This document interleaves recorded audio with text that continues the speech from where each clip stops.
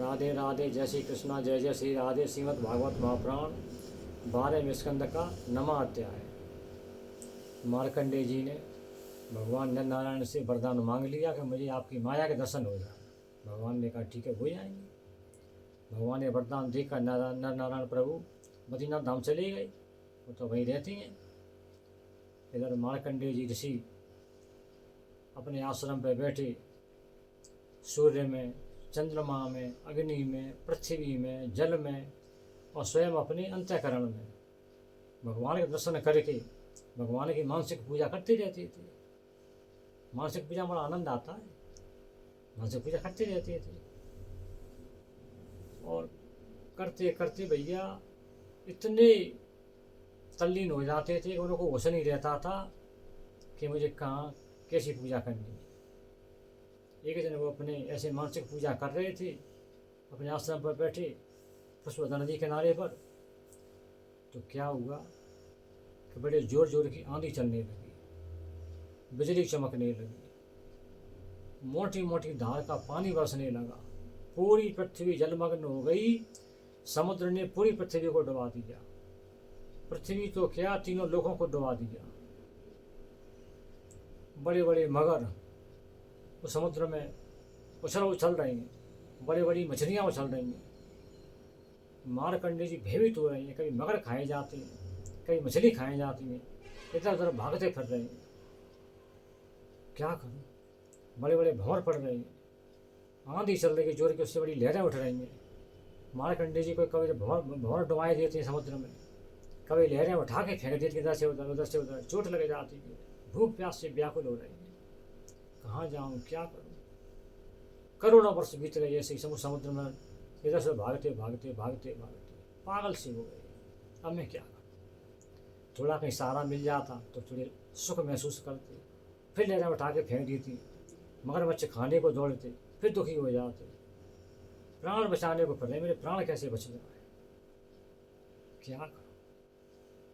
उस समय उन्होंने क्या देखा कि वहाँ उस समुद्र में एक छोटा सा पृथ्वी का टीला है।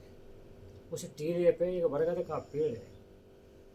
उस बरगद के पेड़ में पत्तों का दोना सा बन गया एक। और उस दोने में एक छोटा सा सुंदर सा लाला, ये हमारे लाला जैसा सो रहा है उसमें। इतना सुंदर कि उसमें इतना तेज है सुंदरता का कि उसके आसपास अंधेरा हो ही नहीं सकता है। उजाला ही उजाला। सुंदर सुंदर होठ, सुंदर घुंघराले बाल जो उसके गालों पर लटक रहे हैं, जो सांस लेने से उसके बाल हिलते हैं, बड़े सुंदर लगते हैं। उसकी छोटी सी थोंद और उस थोंद में छोटी सी टुंडी नाभि। जब सांस लेता है तो उसकी थोंद हिलती है, तो थोंद के साथ साथ उसकी टुंडी भी हिलती है, उसकी नाभि भी हिलती है। इतना सुंदर बाल है। और अपने दोनों हाथों से अपने एक पैर को पकड़ के मुंह में देके अपने पैर को चूस रहा है। दोनों हाथों पर उसने अपना एक पैर पकड़ लिया है और उस अपने पैर को मुंह में देके और पैर को चूस रहा है। ऐसा बालक देखकर उनकी थकावट मिट गई, उनका भय दूर हो गया। वो थोड़े प्रसन्न हुए, उनको अच्छा लगा। तो जाके उस बालक के पास पहुंच गए और ये पूछना चाहते थे कि बेटा तुम कौन हो, यहाँ कहाँ से आ गए हो? लेकिन जैसे ही पास में पहुँचे क्या हुआ कि उस बालक की सांस के द्वारा उसके पेट में चले गए अंदर। जैसे मच्छर चला जाता है वैसे उसके अंदर उसके पेट में पहुँच गए। बालक के पेट में जाके क्या देखा कि कोई प्रलय नहीं, कोई पानी नहीं, कोई आंधी नहीं, कोई तूफान नहीं, कुछ नहीं। जैसे सृष्टि पृथ्वी पर रची हुई है वैसी की वैसी सृष्टि। पर्वत बने हुए हैं, मैदान बने हुए हैं, शहर बसे हुए हैं, गांव बसे हुए हैं। सब मनुष्य घूम रहे हैं, जहाँ के तहाँ पूरी जनता घूम रही है। ऋषि मुनि बैठे हुए हैं, उनका खुद का आश्रम बना हुआ है। उनके आश्रम पर नदी बह रही है पुष्पभद्रा। ऋषि मुनि आश्रम पर बैठे हुए हैं। सब सृष्टि जैसी जैसी रची हुई है। कोई परेशानी नहीं, कोई प्रलय नहीं, कुछ भी नहीं है। बड़े आश्चर्य में डूबे। बाहर तो मैं मरा, समुद्र के मारे मरा जा रहा था। मैं भागते भागते परेशान हो, मेरे प्राण चले गए होते। इसके पेट में तो कुछ भी नहीं है। यहाँ तो सृष्टि वैसी वैसी, कोई प्रलय नहीं, कुछ भी नहीं है। सोच ही रहे थे कि तब तक उस लाला की सांस के द्वारा उसके पेट से निकल के बाहर आ गए।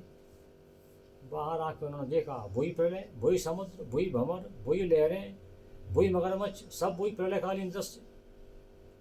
तो उस लाला के पास जाके उसको पकड़ के चूमना चाहते थे, उसकी पुच्ची लेना चाहते थे। कितना सुंदर बालक, इसके पेट में कुछ भी नहीं था। लेकिन जैसे ही लल्ला के पास पहुँचे, लल्ला अंतर्ध्यान हो गया, लल्ला चला गया। लल्ला तो खुद ही योगी है, लल्ला क्या नहीं कर सकता, लल्ला अंतर्ध्यान हो गया। उसके अंतर्ध्यान होते ही पूरी प्रलय नष्ट, खत्म। न कोई प्रलय, न कहीं कुछ भी नहीं, लल्ला भी नहीं वहाँ, बरगद का पेड़ भी नहीं, कुछ भी नहीं। जैसे अपने आश्रम पर करोड़ों साल पहले बैठे हुए थे, इस प्रलयकालीन दशा से पहले, इसमें करोड़ों साल लगे उनको, बैठे हुए थे, वैसे वैसे अपने आश्रम पर बैठे हुए हैं, नदी के किनारे अपनी मानसिक पूजा कर रहे हैं। तब उनको समझ में आया कि यह थी भगवान की माया, इसको कहते हैं भगवान की माया। भगवान ने मुझे अपनी माया के दर्शन करा दिए। उन्होंने भगवान के हाथ जोड़े, जय हो प्रभु, मैंने आपकी माया के दर्शन कर लिए, समझ गया ये आपकी माया है। राधे राधे, जय श्री कृष्णा, जय जय श्री राधे। जय श्री कृष्णा, राधे राधे।